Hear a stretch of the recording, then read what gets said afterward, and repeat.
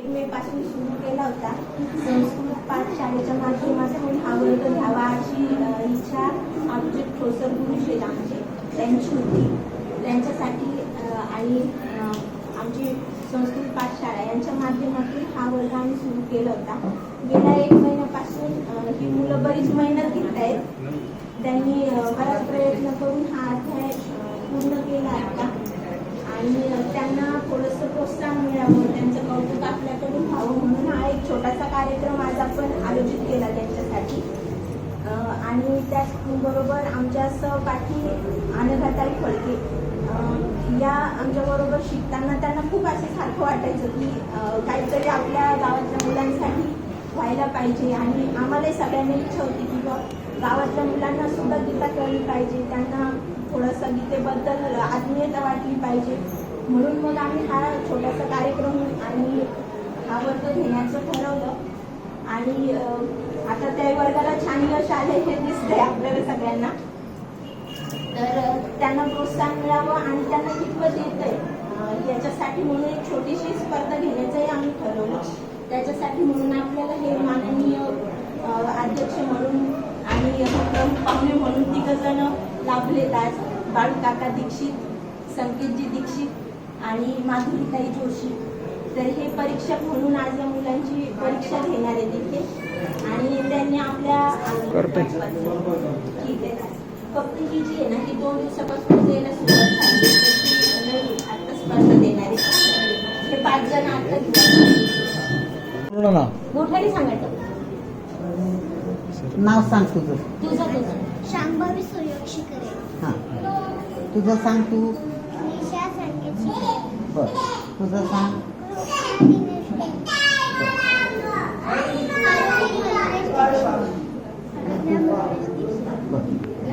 तुम्हाला पहिला, दुसरा, तिसरा, चौथा आणि 5वा श्लोक येतो का? मग एकेकीने म्हणायचं. पहिल्यांदा तुझं नाव निशा ना, तू म्हण बरं पहिला श्लोक. हात जोडून म्हण. ऊर्ध्व मूल म्हण.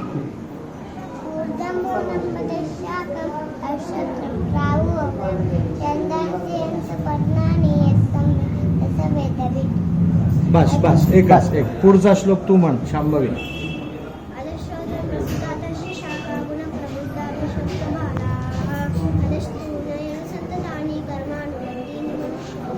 द्वाविमो नाही, नरूपमस्य. जर तिसरा श्लोक तुझा येईल बरोबर. नरूपमस्य मोठ्याने.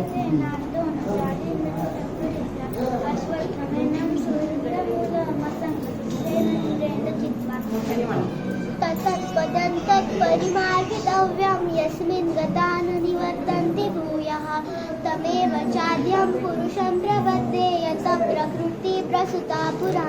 तुझा निर्माण.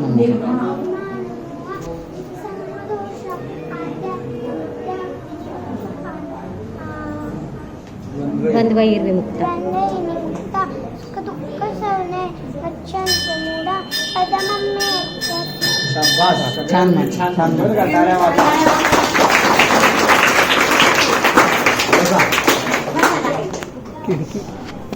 आता मुलीच नाही, आपल्या कर्माने येऊ द्या ना. 6, 7, 8, 9, 10. आम्हाला ऐकायला कमी येतं, मोठ्याने म्हणायचं. तुमचं नाव सांगायचं. सांग नाव. तुझं काय नाव? गाथा देशपांडे. बर, तुझं. सई तेजस टेळी. तुझं. अमली यशवंतान पाटील. गिरिजा प्रसन्न जोशी. आयुषी यशवंतान पाटील. 6व्या श्लोकापासून. 6वा श्लोक कोण म्हणणार तुमच्या? न तद्भासयते म्हणा. न तद्भासयते सूर्यो न शशांको न पावकः यद्गत्वा न निवर्तन्ते तद्धाम परमं मम. शाबास. पुढचा श्लोक. ममैवांश. ममैवांशो जीवलोके मोठ्याने. सर्वभूतः सनातनः मनःषष्ठानि इन्द्रियाणि प्रकृतिस्थानि दर्शति. पुढचा. शरीरं यद्वाप्नोति यच्चक्रामतीश्वरा तुडीत्वैतानि संयाति वायुर्गन्धानि वाशया श्रोत्रं चक्षुस्पर्शनं च रसनं घ्राणमेव च अधिष्ठाय मनश्चाय विषयानुपसेवते उत्क्रामन्तं स्थितं वापि भुञ्जानो वा गुणान्वितं विमूढानानुपश्यन्ति पश्यन्ति ज्ञानचक्षुषा. बरोबर. छान म्हणलं बस. तुम्ही सगळ्यांनी. टाळ्या वाजवा.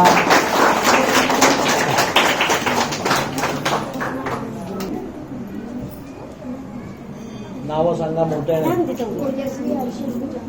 संचिता चिंतन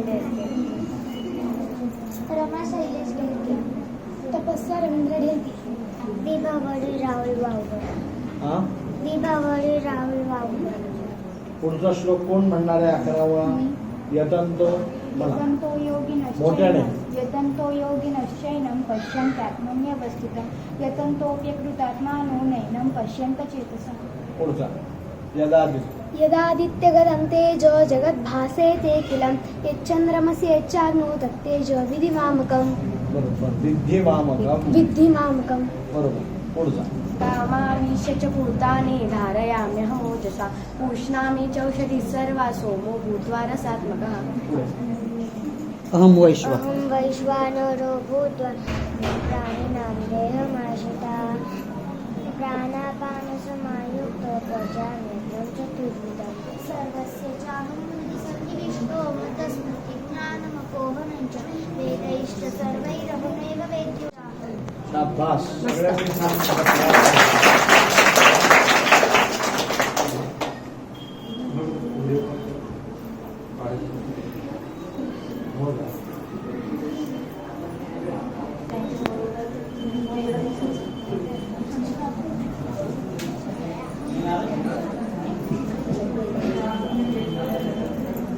नावं सांगा.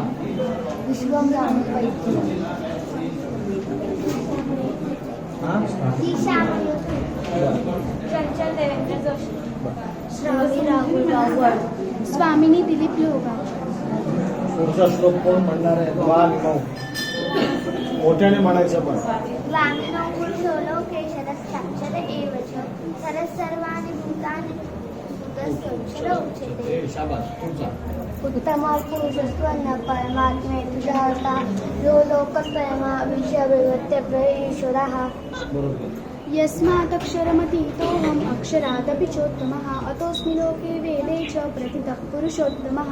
पुढे यो मामेवमसम्मूढो जानाति पुरुषोत्तम स सर्वविद् भजति मां सर्वभावेन भारत. इति गुह्यतमं शास्त्रमिदमुक्तं मया नघ एतद्बुद्ध्वा बुद्धिमान् स्यात् कृतकृत्यश्च भारत. बरोबर. सगळ्यांनी टाळ्या वाजवा. चला तुम्ही चला. सानंद हिरणमय कथा तो चल गौरांग कृष्ण उठलाय. 5 जणांना 5 जण या. तोंडात काळी मोहनाच्या. पुढे सरका थोडेसे. या पुढे या. नाव सांगा. समियनचं पुढे ये. हां. नाव सांगा. कृष्ण घाल ना. बघते. नाव सांग तुझं. समिहान चैतन्य लोगावकर. शाबास. तुझं. स्वानंद मंगेश वैद्य. तुझं. हिरण्मय उदय थेटे. तुझं सांग. श्रीकृष्ण यजु दीक्षित. तुझं सांग. संजय देशपांडे. आता सुरुवातीला पहिला ऊर्ध्व मूल श्लोक कोण म्हणणार आहे तुमच्या? म्हणा.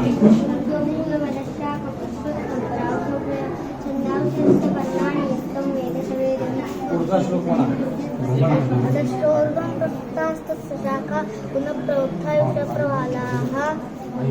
मूलान्न संततानि कर्माणि बन्धीनि मनुष्यलोके नरूपमसि. उपलभ्यते नान्तो न चाति न च सम्प्रतिष्ठा. अश्वत्थमेनं सुविरूढमूलं मसङ्गशस्त्रेण दृढेन चित्वा ततःपदं तत्परिमार्गितव्यं यस्मिन् गता न निवर्तन्ति भूयः. त्वमेव चाद्यं पुरुषं प्रपद्ये यतः प्रवृत्ति प्रसृता पुराणी. निर्माला उत्कुंदां सिद्धमापि काय म्हणतो? उत्कुंदां सिद्धमापि गुञ्जानं वा गुणान्वितं यतन्तो योगिने विमूढ. विमूढानानुपश्यन्ति पश्यन्ति पश्यन्ति ज्ञानचक्षुषः शाबास.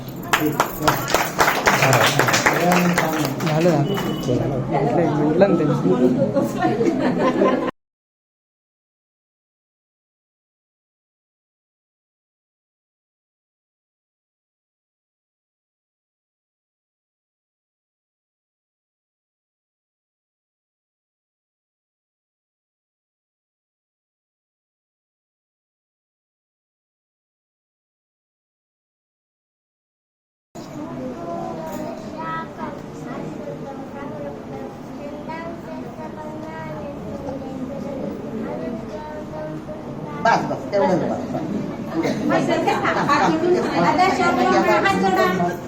आता शोध आता नंतर फास येते मोठ्याने म्हणायचं हा.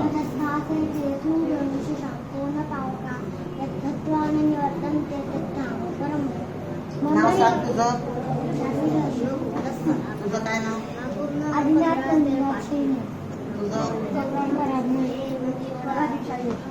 अमैवांशो जीवलोके जीवभूतस्य सनातनः यद्गत्वानि मनश्चेष्टानीन्द्रियाणि प्रतिष्ठानि शरीरं यद्वाप्नोति तस्याप्राप्तिश्वरः गृहीत्वैतानि शरीराणि वायुर्गन्धानि नाशयत् अहं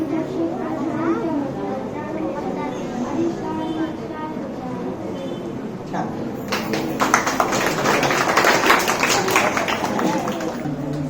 नावं सांगा. बरोबर. श्री परमात्मने नमः. अथ पंचोदशोऽध्यायः. भगवानुवाच ऊर्ध्वमूलमदशाकमश्वत्थं प्राहुरव्ययं छन्दांसि यस्य पर्णानि यस्तं वेद स वेदवित् अधश्चोर्ध्वं प्रसृता तस्य शाखा गुणः प्रवृद्धा विषयप्रवादाः अधश्च मूलान्यनुसन्ततानि कर्मानुबन्धीनि मनुष्यलोके न रूपमस्येह ततोपलभ्यते नान्तो न चादिर्न च सम्प्रतिष्ठा अश्वत्थमेनं सुविरूढमूलमसङ्गशस्त्रेण दृढेन चित्वा तत्पदं परिमार्गितव्यं यस्मिन् गता न निवर्तन्ति भूयः तमेव चाद्यं पुरुषं प्रपद्ये यतः प्रवृत्ति प्रसृता पुराणि निर्माणमोहाजितसङ्गदोषा अध्यात्मनित्या विनिवृत्तकामाः द्वन्द्वैर्विमुक्ता सुखदुःखसंज्ञैर्गच्छन्त्यमूढा पदमं व्ययत् न तद्भासयते सूर्यो न शशाङ्को न पावकः यद्गत्वा न निवर्तन्ते तद्धाम परमं मम ममैवांशो जीवलोके जीवभूतः सनातनः मनःषष्ठानीन्द्रियाणि प्रकृतिस्थानि कर्षति शरीरं यद्वाप्नोति यच्चाप्युत्क्रामतीश्वरः गृहीत्वैतानि संयाति वायुर्गन्धानि वाशयात् श्रोत्रं चक्षुस्पर्शनं च रसनं घ्राणमेव च अधिष्ठाय मनश्चाय विषयानुपसेवते उत्क्रामन्तं स्थितं वापि भुञ्जानो वा गुणान्वितं विमूढानानुपश्यन्ति पश्यन्ति ज्ञानचक्षुषः यतन्तो योगिनश्चैनं पश्यन्त्यात्मन्यवस्थितं यतन्तोऽप्यकृतात्मानो नैनं पश्यन्त्यचेतसः यदा नित्यगतं तेजो जगद्भासयतेऽखिलं यच्चन्द्रमसि यच्चाग्नौ तत्तेजो विद्धि मामकम् गामाविश्य च भूतानि धारयाम्यहमोजसा पूष्णामि चौषधिः सर्वा सोमो भूत्वा रसात्मकः अहं वैश्वानरो भूत्वा प्राणिनां देहमाश्रितः प्राणापानसमायुक्तः पचाम्यन्नं चतुर्विधं सर्वस्य चाहं हृदि सन्निविष्टो मतः स्मृतिर्ज्ञानमपोहनं च वेदैश्च सर्वैरहमेव वेद्यो वेदान्तकृद्वेदविदेव चाहं द्वामिमौ पुरुषौ लोके शरश्चाक्षर एव च अधः सर्वाणि भूतानि कूटस्थोऽक्षर उच्यते उत्तमः पुरुषस्त्वन्यः परमात्मेत्युदाहृतः यो लोकत्रयमाविश्य बिभर्तव्यय ईश्वरः यस्माक्षरमतीतोऽहम् अक्षरादपि चोत्तमः अतोऽस्मि लोके वेदे च प्रतितः पुरुषोत्तमः यो मामेवमसम्मूढो जानाति पुरुषोत्तमम् स स सर्वविद् भजति मां सर्वभावेन भारत इति गुह्यतमं शास्त्रमिदमुक्तं मया नघ एतद्बुद्ध्वा बुद्धिमान् स्यात् कृतकृत्यश्च भारत ॐ तत्सदिति श्रीमद्भगवद्गीतासु उपनिषत्सु ब्रह्मविद्यायां योगशास्त्रे श्रीकृष्णार्जुनसंवादे पुरुषोत्तमयोगो नाम पञ्चदशोऽध्यायः। श्रीकृष्णार्पणमस्तु। हरे नमः। हरे नमः।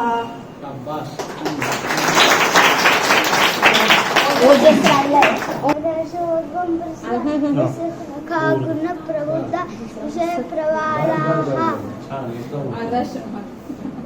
पुढे हा जो वृक्ष या 15व्या अध्यायात असं सांगितलंय की हा जो वृक्ष आहे याचं नाव प्रपंच वृक्ष किंवा अश्वत्थ असं आपण त्याला म्हणतो. तर हा वृक्ष जो आहे तो उलटा आहे, म्हणजे त्याच्या शाखा ज्या आहेत त्या खाली आहेत आणि त्याचं मूळ वरती आहे. त्याचं मूळ म्हणजे परमात्मा आहे आणि त्याची शाखा म्हणजे वेद आहे आणि छंद जे आहे ते त्याची पानं आहेत. आपण जेव्हा 3 गुण आणि 5 विषय यांनी प्रवृत्त होऊन आपण जन्ममृत्यूच्या फेऱ्या घेतो आणि त्या जन्ममृत्यूच्या फेऱ्यातून सुटून आपल्याला मोक्ष मिळतो. आणि कोणी सांगते का?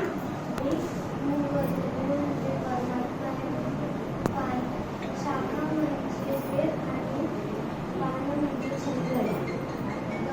3 गुण आणि 5 विषय आपण 3 विषय 3 गुण आणि 5 विषयातून आपण जे कर्म करतो आणि कसं कर्म करतो आपण जसं जन्म घेतो आणि आपण निष्काम कर्म केलं तर आपल्याला बंधनातून सुटका मिळते. म्हणजे परमात्मा आहे आणि त्याला छंदाची पानं आहेत आणि याला 3 गुण आणि 5 विषय याच्याने त्याची वाढ होते.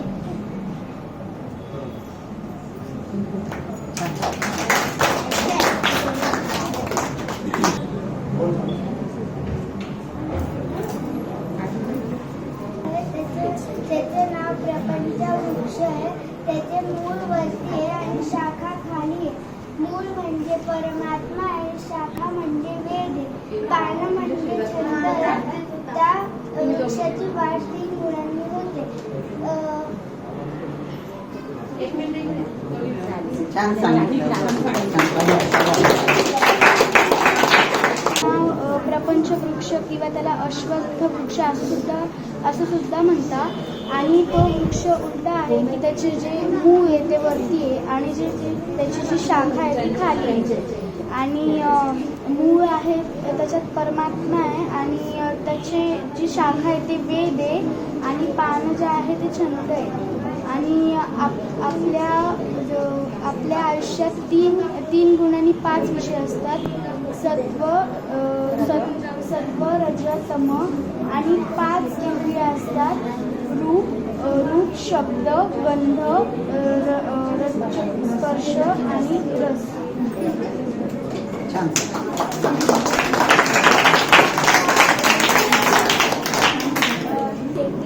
अर्जुन आणि श्रीकृष्णांच्या संवादातून लिहिली गेली. अर्जुनाने ठरवलं की महाभारत जे आहे ते युद्ध करायचं, तेव्हा त्याने पहिले श्रीकृष्णांना सांगितलं की मला जेव्हा युद्ध सुरू व्हायच्या आधी दोन्ही पक्ष आले आणि तेव्हा अर्जुन श्रीकृष्णांना म्हणाला की रथ तुम्ही मध्यभागी घेऊन चला, मला कौरवांच्या बाजूने कोण आहे ते मला बघायचे. मग तेव्हा त्याने बघितलं की भीष्म पितामह, कर्ण, द्रोणाचार्य अर्जुनांना म्हणाला की मला युद्धच करायचं कारण की ते सगळे त्याचे नातेवाईक होते. मग तो म्हणे की आता मी असं माझ्या नातेवाईकांना मारू तर शकत नाही, मग तुम्ही मला सांगा की आता मी काय करू. मग 10-15 मिनिटाच्या बोलण्यामध्ये अर्जुनाला श्रीकृष्णांनी समजून सांगितलं की काय होणार आहे आणि कशा म्हणजे ही जी गीता आहे ती व्यास ऋषींनी लिहिली आणि ती लिहिलीनंतर पण आधी यांचं जे बोलणं झालं अर्जुन आणि श्रीकृष्णांचं ते आपल्या साध्या भाषेत झालं आणि नंतर व्यास ऋषींनी ती आपल्यासाठी श्लोकबद्ध पद्धतीत लिहिली. आणि ही जी गीता आहे ती श्रीकृष्णांनी अर्जुनाला सांगितलेली आणि नंतर मग ती श्लोकबद्ध पद्धतीत सांगितली गेली.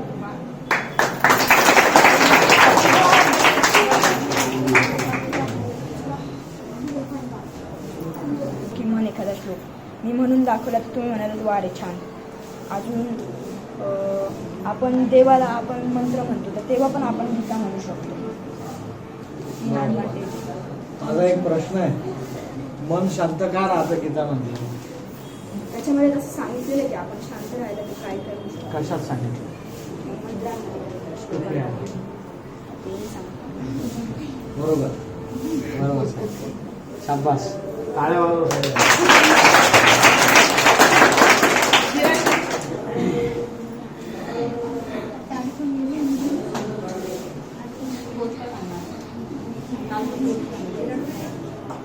सगळ्यांना माहितीच असते, पण याज्ञवल्क्य ऋषींचे जे गुरु होते याज्ञवल्क्य त्यांच्याकडे त्यांचे शिक्षण घेत होते. त्यांनी त्यांना वेद शिकवला, म्हणजे सगळं म्हणजे संहिता वगैरे जे असतं ते सगळं शिकवलं होतं. मग तिकडे एक राजा राहत होते. मग त्या राजांना एक मुलगा होत नव्हता, म्हणून त्या ऋषी याज्ञवल्क्यांच्या गुरुजींना त्यांनी राजाने सांगितलं की मला असा मुलगा होते, तुम्ही तरी काहीतरी करा. मग त्या ऋषी जे याज्ञवल्क्यांचे गुरुजी होते त्या गुरुजींकडे 500-600 पोरं होतं जे शिकवत होते, शिक्षण घेत होते त्यांच्याकडे. मग त्यांनी असं शिक्षण घेत सगळ्या ते जे गुरुजी होते त्यांनी एक विद्यार्थी करून राजमहालात पाठवायला लागले. पण ते असे मंत्र म्हणत होते, रोज एक जण जात होता. मग असं करत करत सगळे गेले, मग काहीच फरक पडला नाही.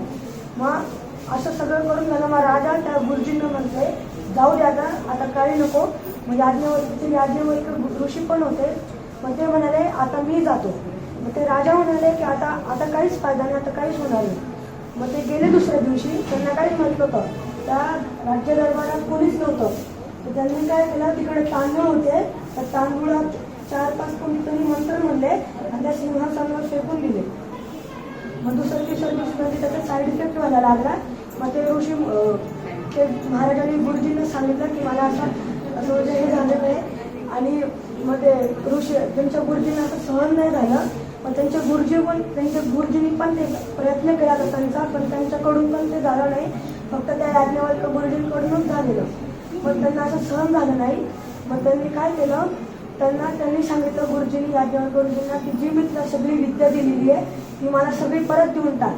मग ते घेतलेली शिक्षण कसं काय परत देते. मग याज्ञवल्क्य ऋषींनी काय केलं, मी ती विद्या घेतली होती ती त्यांना ओकून दिली, म्हणजे त्यांनी उलटी केली आणि ती विद्या त्यांना सगळी देऊन टाकली. मग याज्ञवल्क्य ऋषींनी सूर्याची तपश्चर्या केली. मग त्याच्या सूर्यदेव जे त्यांच्यावर प्रसन्न झाले. मग सूर्यदेव आहे एका घोड्याच्या कानामध्ये ही सगळे मंत्र म्हणले आणि त्याच्यावरने शुक्लयजुर्वेद ही शाखा तयार झाली.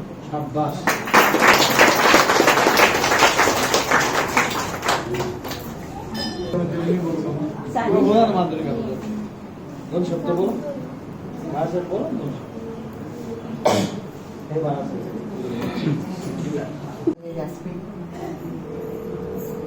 खरं तर खूप सगळं विद्याशास्त्र संपन्न असे प्रमुख पाहुणे या ठिकाणी आपल्याला लाभलेले आहेत. मी एक सामान्य त्यांच्या पुढे आहे.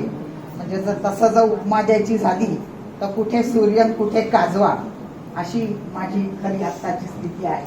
परंतु या ठिकाणी आज खूप मनाला आनंद वाटला की हे शिबिर इथे ज्ञानाचं शिबिर आणि संस्कारांचं शिबिर या गंगा मंदिरात घेतलं गेलं. आणि आपल्या सर्वांना माहितीच आहे अशा मागच्या वेळेला आपल्यावर खूप घटना, आपल्या गावावर प्रसंग आले, खूप चांगली चांगली माणसं आपल्यातून निघून गेली. आणि जी बहीण माझी या सगळ्यांबरोबर शिकत होती, आपल्या तनुजा ताई आहेत, पल्लवी आहे, भारतीताई आहे, त्याचप्रमाणे या तिघी चौघींबरोबर ती शिकत होती. आणि तिची इच्छा होती की काहीतरी मुलांनी केलं पाहिजे. आणि तिच्या स्मरणार्थ आणि त्या गुरुजींच्या सांगण्याने आज इथे हे ज्ञानाचं असं हे मुलांच्या संस्काराचं इथे एक प्रकारचं संस्कार शिबिरच इथे घेतलं गेलं. आणि त्याच्यातून 15वा अध्यायासारखा अध्याय या मुलांना आला. भगवद्गीतेचे 18 अध्याय आहेत, सगळ्यांना माहिती आहे. या अगोदर त्र्यंबकेश्वरमध्ये जाई वहिनी म्हणून होत्या, त्यांनी सर्व महिलांना भगवद्गीतेचं ज्ञान दिलेलं होतं. पण आता या माध्यमातून सगळ्या लहानपणापासूनच हे संस्कार गीतेचे होत आहेत. खूप अभिमान वाटला, खूप आनंद वाटला. सगळ्या मुलांची प्रगती पण छान आहे. सगळी मुलं छान म्हटली. गीतेचे अध्याय सुद्धा सगळ्यांनी छान सांगितले की खरोखरच भगवद्गीतेमध्ये इतकं सामर्थ्य आहे की आपलं मन हे शांत. 15वा अध्याय घ्या, 18वा अध्याय घ्या, 12वा अध्याय घ्या, कितीही आपलं मन त्या ठिकाणी दुःखी झालं असेल किंवा काही चंचलता मनामध्ये आली असेल, मन अस्थिर असेल, तर आपण हा जर भगवद्गीतेचा अध्याय म्हटला तर खरोखरच एक 10 मिनिटामध्ये आपलं मन स्थिर होतं. हा अनुभव आपल्या प्रत्येकाला येईलच. आणि हे खूप छान असं शिबिर इथे घेतलं गेलंय. आणि आज त्याचं छोटंसं एक प्रमुख पाहुण्यांचं स्थान मला दिलं गेलं, त्याबद्दल मी संस्थेचे या सगळ्यांचे आभारी आहे. आणि सगळ्यांनी अशीच प्रगती करा मुलांनो. ही ज्ञानाची शिदोरी घेऊन तुम्ही सगळेजण आपल्या घरी जा. आपल्या घरामध्ये आपली आई वडील हे सगळे या विषयात ज्ञात आहेत. इथून पुढचं जर तुम्हाला काही अडलं तर संध्याकाळच्या वेळेला या टीव्हीचं माध्यम आहे चालू, त्यामुळे आपण आपली संस्कृतीच खरं म्हणजे विसरलोय. शुभम करोती म्हणत नाहीत आपण. आपल्याला जे जे संस्कार आपल्यावर केले ते हल्ली होत नाही, तर ते घरात व्हावे आणि मुलांवर चांगले संस्कार व्हावे या माध्यमातून, अशी माझी इच्छा आहे. 2 शब्द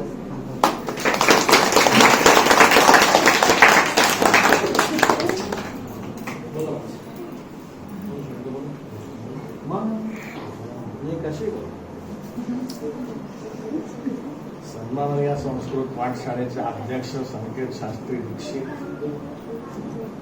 आपला सर्वांचे आणि माझे ब्रह्मन भास्कर दीक्षित, बाळूनगा संस्कृत पाठशाळेचे अध्यापक महाजन आणि भारतीताई आणि त्यांची टीम सगळ्यांची नावं घेऊन त्याच्यातच जास्त वेळ असेल. तनुजा ताई आहे, अत्यंत एका स्तुत्य उपक्रमामध्ये सहभाग नोंदवता आला.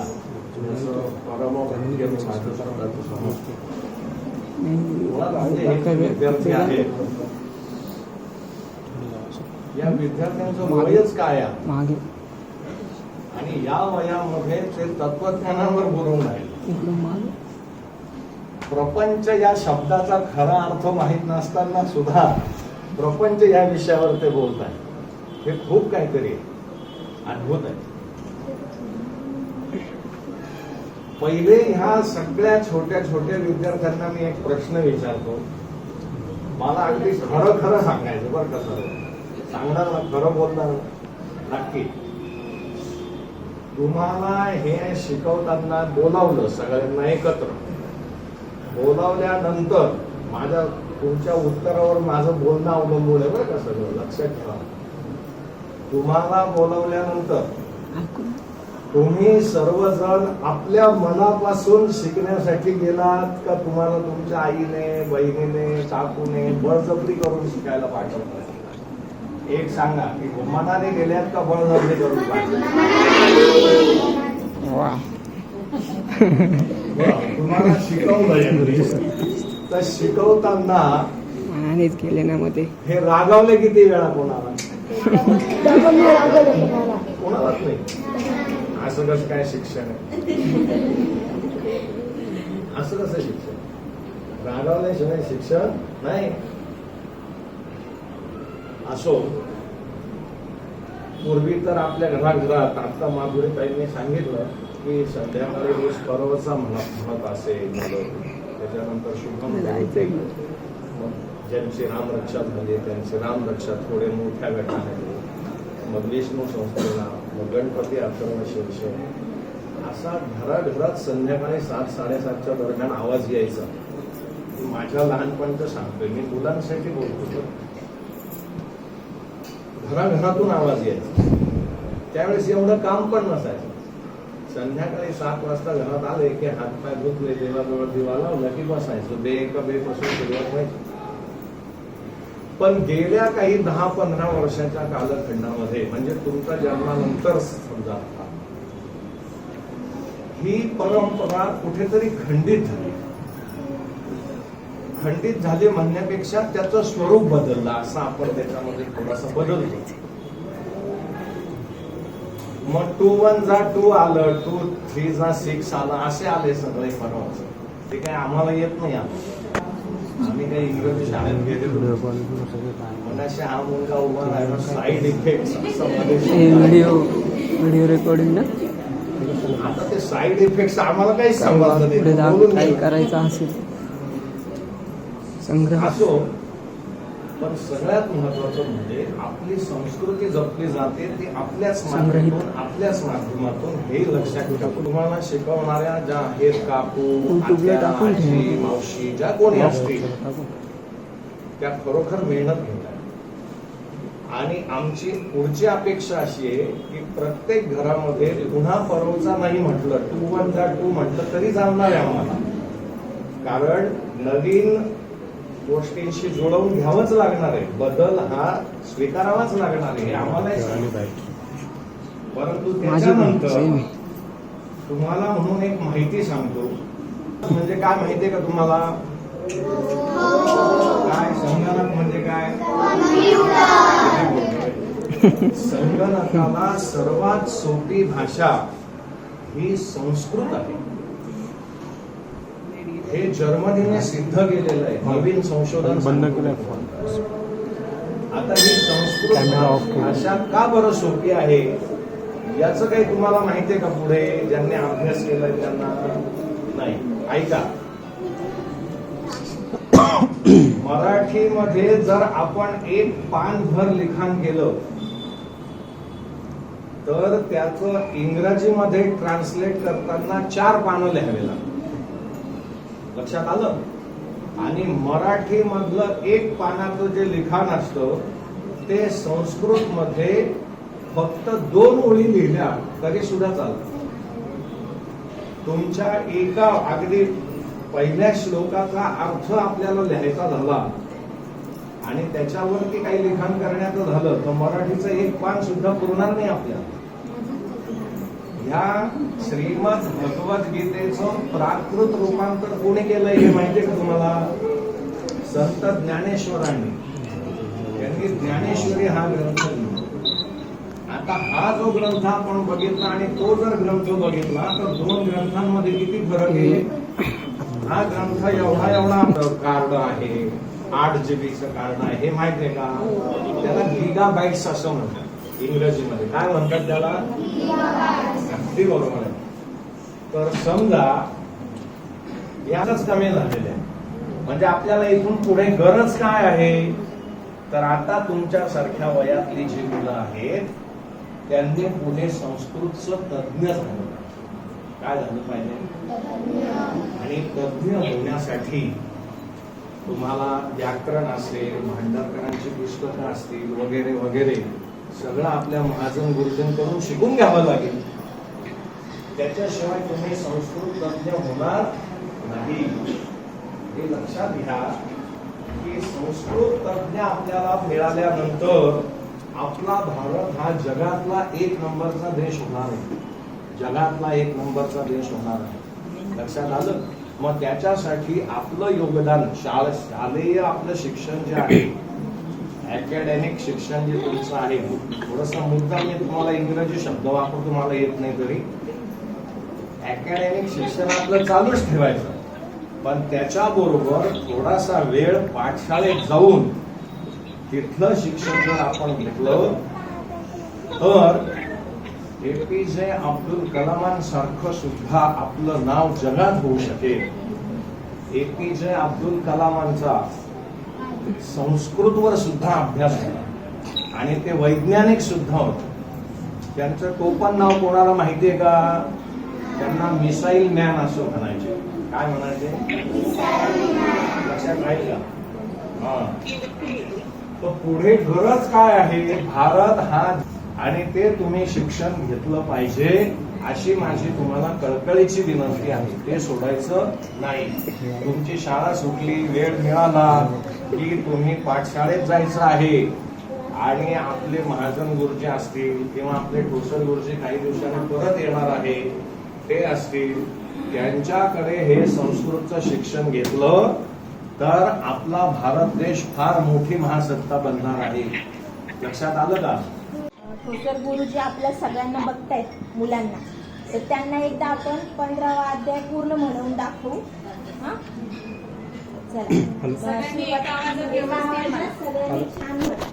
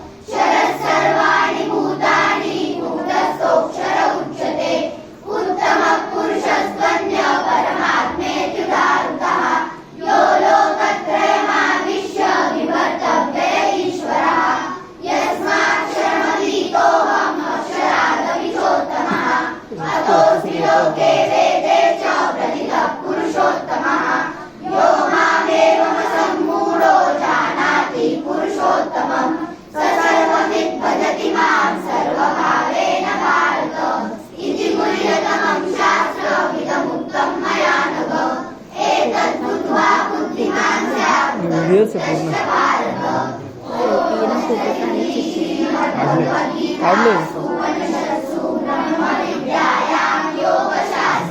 श्रीकृष्णार्जुन संवादे पुरुषोत्तम योगो नाम पंचदशोऽध्यायः.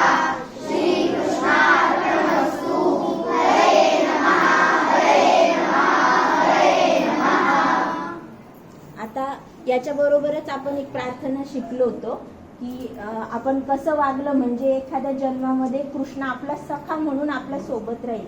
तर ती प्रार्थना आता आपल्याला म्हणायची आहे.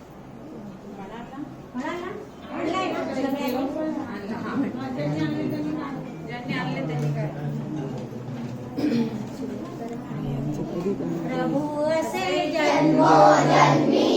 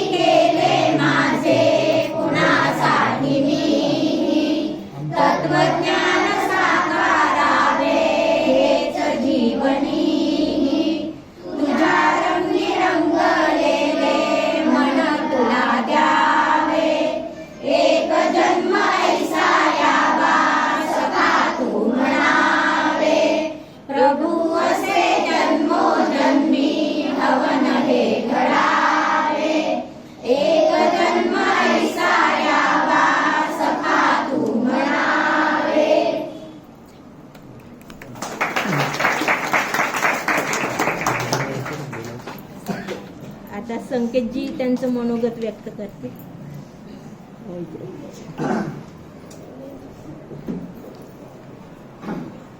सगळ्यांना पहिल्यांदा नमस्कार.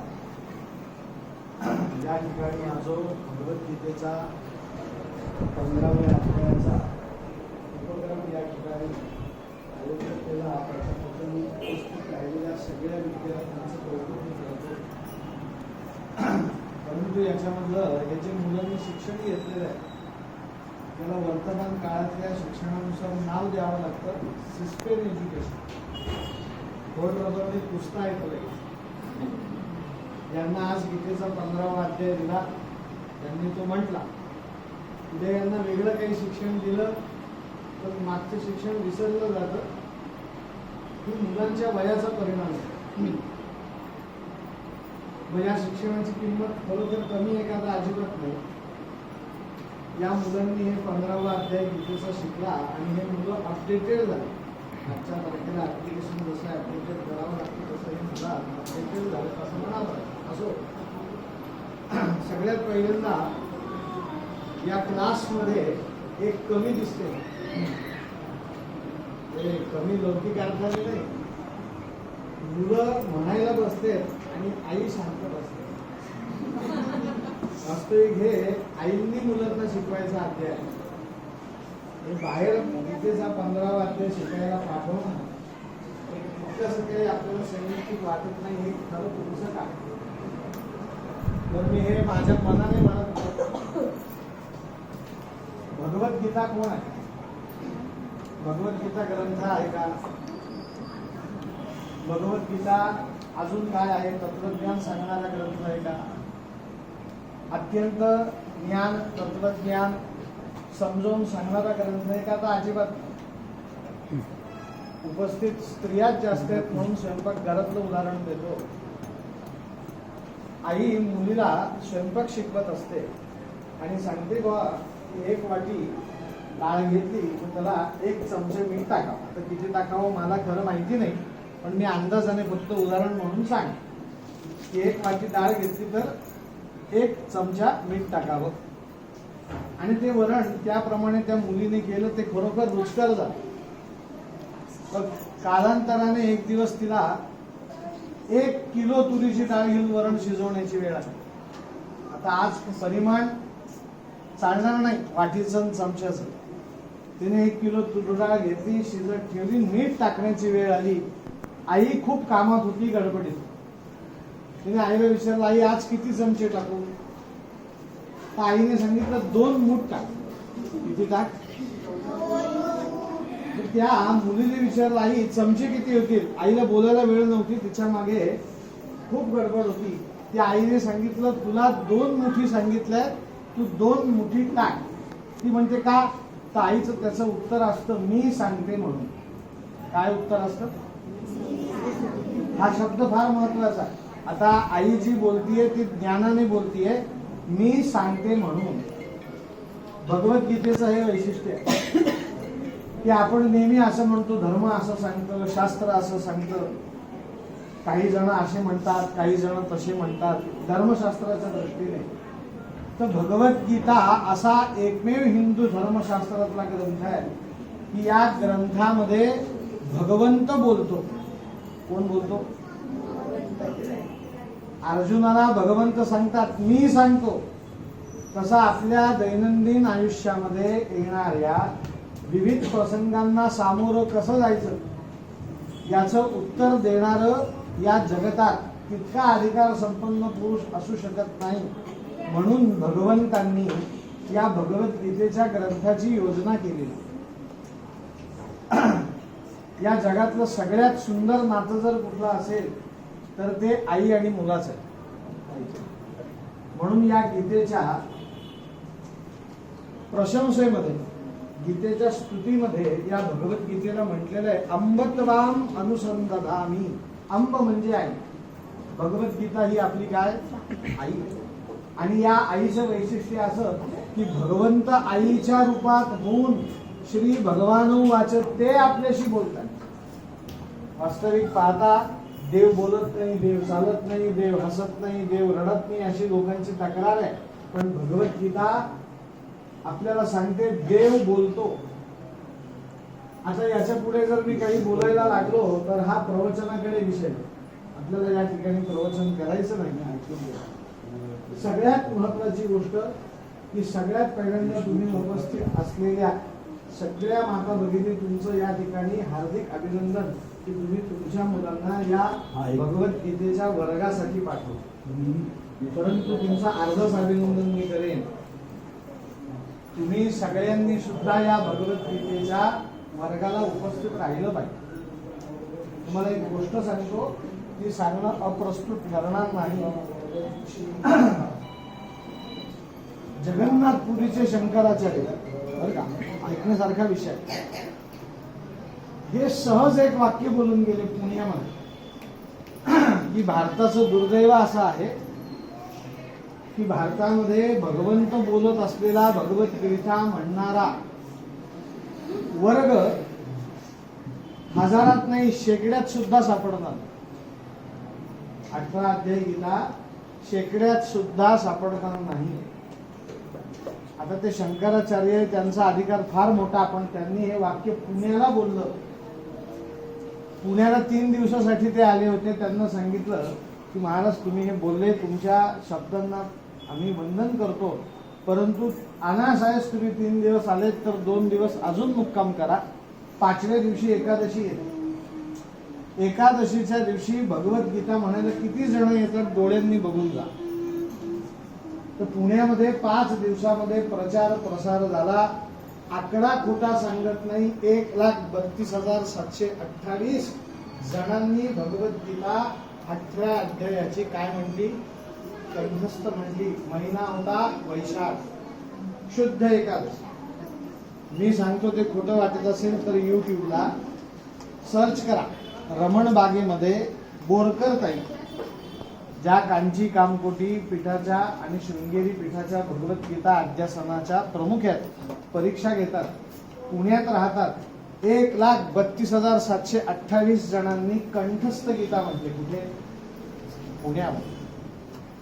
आणि आपल्या त्र्यंबकेश्वर क्षेत्राचं वैशिष्ट्य असं आहे, त्र्यंबकेश्वर समम क्षेत्रम नास्ति ब्रह्मांड गोलके. पुण्याला जर 1,00,000च्या पटीत लोक असतील तर आपल्या गावात नाही मी 1000 म्हणत, 100 जण तरी भगवद्गीता कंठस्थ म्हणणारे पाहिजेत. ते किती जण पाहिजेत? नुसतं आमच्या तीर्थक्षेत्राचं महत्व फार मोठं आहे. ब्रह्माचं महत्व काय तुम्हाला माहिती आहे का? हे आपण इतरांना सांगतो, प्रत्यक्षात ते महत्व वाढवण्यासाठी आपल्याकडनं काही मात्रही हातभार लागत नाही. हे दुर्दैव. तर सगळ्यात पहिल्यांदा या ठिकाणी हा जो भगवद्गीता वर्ग या ठिकाणी आयोजित केला, त्याला नाव संस्कृत पाठशाळेचं दिलं टायटल. पण खरं सांगतो, हा वर्ग असा काही आहे आम्हाला माहिती सुद्धा नव्हतं. त्यांनी संस्कृत पाठशाळेचं नाव या ठिकाणी घेतलं आणि हा वर्ग पुढे नेला. त्यांना मी संस्कृत पाठशाळेचा अध्यक्ष म्हणून या ठिकाणी धन्यवाद देतो आणि पुढे सांगतो की असाच वर्ग तुम्ही वारंवार घ्या. माझी भागवत कथा द्वारकेला होती, आता मी परवा जगन्नाथपुरीला चाललेलो आहे. परिणाम मी थोडा घाई गडबडीत असतो, पण पुढच्या तुमच्या प्रत्येक वर्गाला प्रत्येक दिवशी मी इथे असेल त्या दिवशी उपस्थित राहीन. गंगा मंदिरचे अध्यक्ष आमचे काका बाळासाहेब दीक्षित, त्यांना सांगतो की संस्कृत पाठशाळेची इमारत थोडी लहान पडते, तर या ठिकाणी भगवद्गीतेचा एक वर्ग सुरू जर केला तर त्यांनी आम्हाला दुपारच्या वेळेस ही जागा द्यावी. आणि याच देही याच डोळा, दर एकादशीला या ठिकाणी गंगा मंदिर कमी पडतंय, बाहेर खुर्च्या टाकल्या गेल्या आहेत आणि 18 अध्याय भगवद्गीता म्हटली जाते. हे दृश्य आपण डोळ्यांनी बघितलं पाहिजे. याच्यासाठी संस्कृत पाठशाळेचा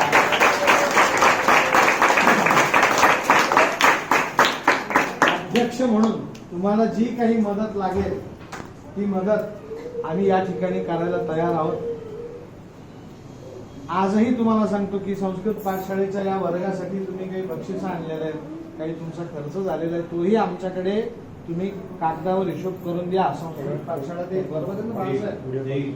संस्कृत पाठशाळा तुम्हाला प्रत्येक गोष्टीला तुमच्या पाठीशी चांगला उपक्रम असेल तर संस्कृत पाठशाळेचा उद्देशच आहे संस्कृतच्या संवर्धनासाठी काम करणे. या ठिकाणी 2 गोष्टी सांगतो, माझे 2 शब्द या ठिकाणी मी संपवतो. भगवद्गीतेचा पुढचा वर्ग सुरू होईल तो या बाल गोपाळांना घेऊन सुरू होईल, पण त्यांच्याबरोबर त्यांची यशोदा आई या ठिकाणी पाहिजे. आलं का लक्षात? भले त्यांचा वर्ग वेगळ्या रीतीने सुरू करतील, त्यांना जसं योग्य वाटेल त्या रीतीने, परंतु मुलं कसे म्हणतात हे बघायला येऊ नका. आलं का लक्षात? मी काही तुम्हाला उपदेश करत नाही, मी काही तुम्हाला ज्ञान शिकवत नाही, मी फक्त तुम्हाला विनंती करतोय की भगवद्गीता ही प्रत्येकाला यायलाच पाहिजे. तर पुढचा वर्ग अशा रीतीने सुरू करावा अशी मी तनुजा काकू, आमच्या भारती काकू, तसं स्वाती या सगळ्यांना विनंती करतो. संस्कृत पाठशाळा सदैव तुमच्या पाठीशी आहे याचं तुम्हाला आश्वासन देतो, तन मन धनाने आहे. दुसरी महत्वाची गोष्ट की संस्कृत पाठशाळेचे नियमित वर्ग अत्यंत अल्प दर, अत्यंत अल्प फी मध्ये संस्कृत शिकवलं जाते. फी सुद्धा कशाची घ्यायची तर परीक्षेसाठी लागते फी, शिक्षकांना फी लागते, तेवढीच मोजकी फी घ्यायची आणि या मुलांना संस्कृत शिकवायचं. असा संस्कृत पाठशाळेचा उपक्रम सुरू झालेला आहे. या ठिकाणी पाठशाळेमध्ये शिक्षक आहेत. ऑक्टोबर नोव्हेंबर महिन्यामध्ये आदरणीय ठोसर गुरुजी सुद्धा या ठिकाणी येणार आहेत. पाठशाळा पूर्ववत सुरू होणार आहेत. तर आपल्या पाल्यांना 1 जून पासून पाठशाळेमध्ये प्रवेश प्रक्रिया सुरू होती आहे. क्लासेस सुरू होत आहेत. मे महिना सुरू आहे, तर मे महिन्यामध्ये सगळ्यांनी ऍडमिशन घ्या. बरं, लहान मुलांना लहान मुलांच्या पद्धतीने अगदी 20-25 मिनिटाचाच क्लास होणार. त्यांना काही 2-2, 3-3 तास पाठशाळेत व त्यांचा अभ्यास असतो, त्यांचे क्लास असतात, असं काही नाही. संस्कृत पासून आपण विमुख राहू नये याच्यासाठी संस्कृत पाठशाळा ही प्रयत्नशील असणार आहे. आणि तिसरी आणि शेवटची महत्वाची गोष्ट की तुम्ही सुद्धा मुलांच्या आईंनी संस्कृत पाठशाळेच्या वर्गामध्ये पाठशाळेमध्ये गुरुजी शिकवायला आहेत. शब्द धातू रूपावली वगैरे वगैरे ग्रंथ, रघुवंश, समाजचक्र आदी ग्रंथांचा अभ्यास सुरू करा. जोपर्यंत आपण हुशार होणार नाही तोपर्यंत आपले मुलं हुशार होणार नाही. कालत्रयी हे शक्य नाही, हे लक्षात ठेवा. आपले मुलं जर विद्वान व्हावे असं वाटत असेल, प्रत्येकाला वाटतं, तर आधी आपल्याला विद्वान व्हावं लागणार. आई शिकली तर मुलगा शिकतो, तर मुलगी शिकतो. तुम्ही सुद्धा संस्कृत पाठशाळेमध्ये या. आपल्या गावाचं एक भूषण असणारी संस्कृत पाठशाळा, त्या संस्कृत पाठशाळेचं तुम्ही सदस्यत्व स्वीकारा. पाठशाळेमध्ये विद्यार्थी म्हणून तुम्ही त्या ठिकाणी प्रवेश घ्या आणि संस्कृत पाठशाळेचं नाव उज्ज्वल होईल याच्यासाठी तुम्ही सुद्धा प्रयत्नशील. या ठिकाणी हा जो वर्ग आयोजित केला, तो वर्ग आयोजित केल्याबद्दल आयोजकांना मी या ठिकाणी विशेष धन्यवाद देतो. सर्व विद्यार्थ्यांनी अपेक्षेपेक्षा सुंदर भगवद्गीतेचा 15वा अध्याय बोलला. गीतेचा 15वा अध्याय म्हटला याचं तर कौतुक आहेच, परंतु काही जणांनी भगवद्गीतेचा अर्थ सांगण्याचा प्रयत्न, तो कसा सांगितला, काय सांगितला हे महत्वाचं नाही, त्यांनी अर्थ सांगण्याचा प्रयत्न केला. ही फार मोठी गोष्ट आहे, त्याचं विशेष कौतुक.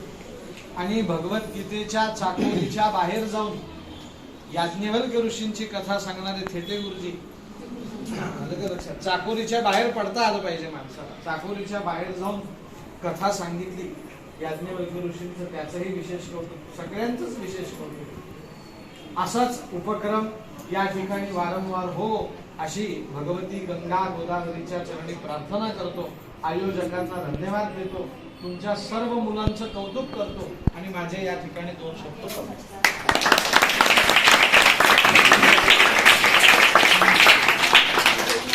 आता आपल्या कार्यक्रमाला उपस्थित राहिल्याबद्दल आपण या प्रमुख पाहुण्यांचा सत्कार करू एक छोटासा. तर बाळू काकांचा सत्कार करण्यासाठी प्रशांत गुरुजी यांना मी बोलवते. त्यांनी एक छोटंसं गुलाबाचं पुष्प देऊन बाळू काकांचा सत्कार करावा.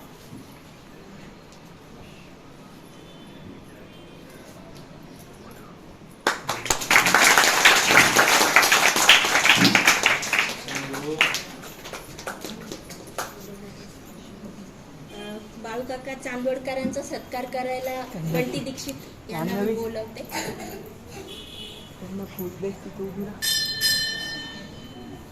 पटकन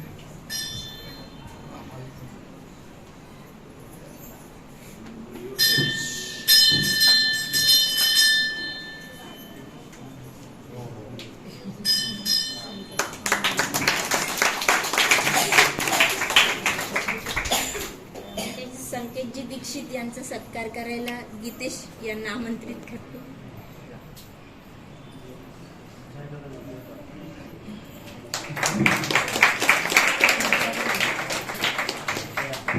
माधुरी काकूंचा सत्कार करायला भारती काकूंना आमंत्रित करा.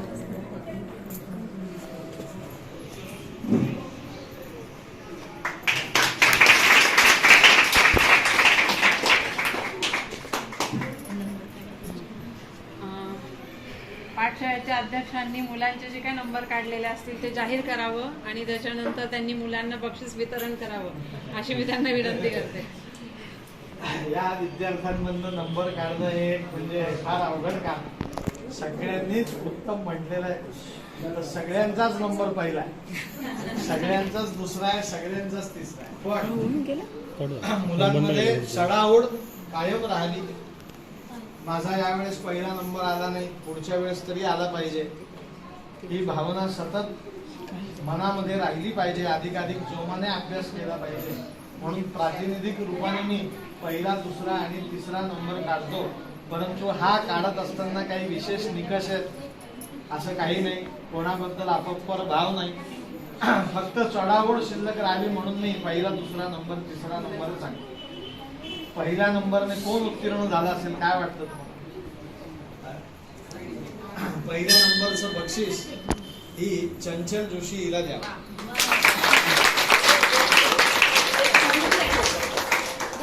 बॉक्स उघडून दे, बॉक्स उघडून आधी हातात दे, मग बाकीचं ते सगळं.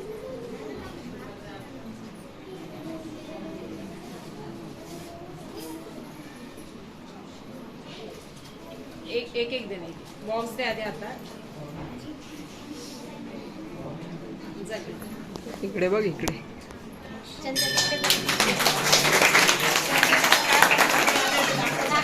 सगळ्यांना गोपाळकृष्ण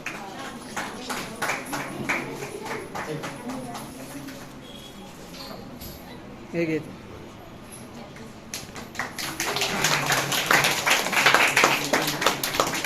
2 नंबरचं बक्षीस जे आहे ते भगवद्गीता श्लोक छान म्हटला म्हणून नाहीये.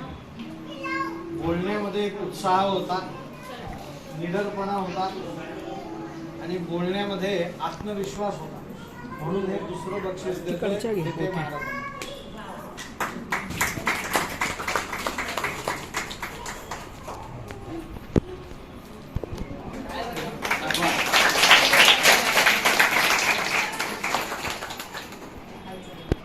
पण 5व्या नंबरला एकदम वागणूक पुरुषोत्तम वेगळा श्लोक आला, पण न अडखळता छंदातला बदल त्याच्याकडे दुर्लक्ष करून तो श्लोक जसल्या तसा जसा पाहिजे तसा म्हटला, म्हणून 3ऱ्या नंबरचा बक्षीस मी तपस्या ढिरगेला देणार.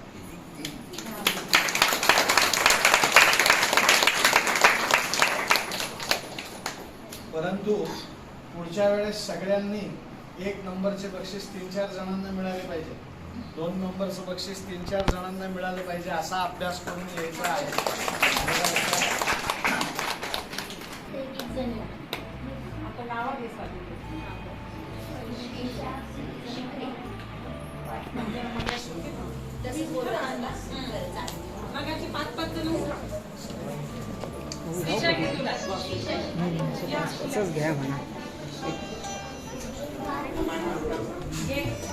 काय वाजलं श्रीषा पाटील सगळ्यांनी?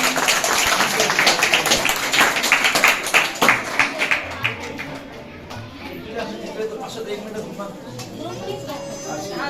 सगळ्यांनी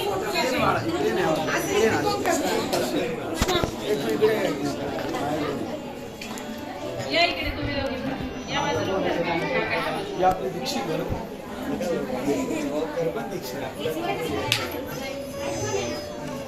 इकडे बघा मुलींनो.